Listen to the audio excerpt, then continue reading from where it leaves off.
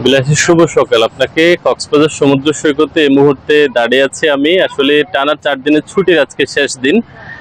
শেষ দিনে পর্যটকের যে পদচারণা সেটি কিছুটা কমেছে। আজকে থেকে আসলে এখানকার যারা দর্শনার্থীরা রয়েছেন, পর্যটকরা রয়েছেন, তাদের অনেকেই আসলে ফিরে যাবেন। এরই ফলে কিন্তু সমুদ্র সৈকতে মোটামুটি পর্যটক সংখ্যা আস্তে আস্তে কমতে শুরু করেছে।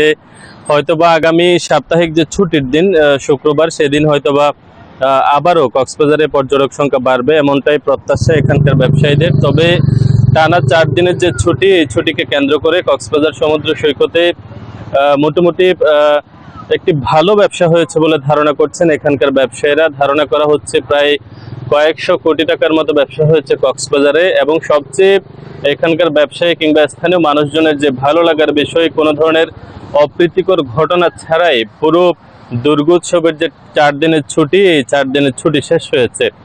এবং এই দুর্গোৎসবের ছুটিকে কেন্দ্র করে এই বছর সরকারি ছুটি ছিল 2 দিন। এই 2 দিন এবং আজকে এবং গতকালকে মিলে সাপ্তাহিক 2 দিন ছুটি মিলে 4 দিনের ছুটিতে কক্সবাজারে রেকর্ড সংখ্যক পর্যটকের সমাগম হয়েছিল। যদিও বা গত 2 দিনে সাগরে আসলে 3 নম্বর সতর্কতা সংকেত থাকায় কিছুক্ষণ বৃষ্টি আবার কিছুক্ষণ রোদের দেখা, এইসব মিলিয়ে পর্যটকরা সমুদ্র সৈকতে নামতে কিছুটা বিপাকে পড়তে হয়েছে। তবে কক্সবাজারের সমুদ্র সৈকত ছাড়াও আরও যে সমস্ত পর্যটন কেন্দ্রগুলো রয়েছে সেগুলো মোটামুটি এই ছুটিকে কেন্দ্র করে জমে উঠেছে। সব মিলিয়ে এবারের ছুটিতে কক্সবাজারের পর্যটন ব্যবসায় মোটামুটি আলোর মুখ দেখেছে বলে এখানকার আসলে ব্যবসায়ীরা ধারণা করছেন।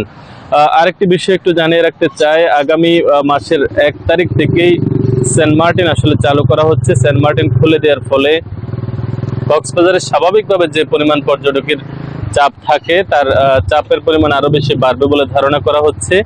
এবং সেন্ট মার্টিন আসলে খুলে দিলে অনেকের মাঝে কিছুটা আসলে সংশয় রয়েছে যে যেহেতু প্রথম 2 মাস আসলে সেখানে রাত্রি যাপন করা যাবে না, পর্যটকদের দিনে গিয়ে দিনেই ফেরত আসতে হবে, তাহলে সেক্ষেত্রে সেখানে যারা যেতে চায় তাদের মাঝে আসলে কিছুটা আসলে মোটামুটি হতাশা কাজ করছে। সব মিলিয়ে কক্সবাজারে এবারের যে ছুটিকে কেন্দ্র করে মোটামুটি এবারে কক্সবাজারের পর্যটনে এবারে মোটামুটি ভালোই প্রভাব পড়েছে এখানকার ব্যবসা বাণিজ্য সবকিছু মিলিয়ে। এবং জেলা প্রশাসন বলছেন যে এখানে যারা ঘুরতে আসছেন, এবারে যেহেতু কোনো ধরনের অপ্রীতিকর ঘটনা ঘটেনি, সেহেতু এবারের দুর্গাপুজোৎসব কক্সবাজারের ইতিহাসে স্মরণীয় হয়ে থাকবে।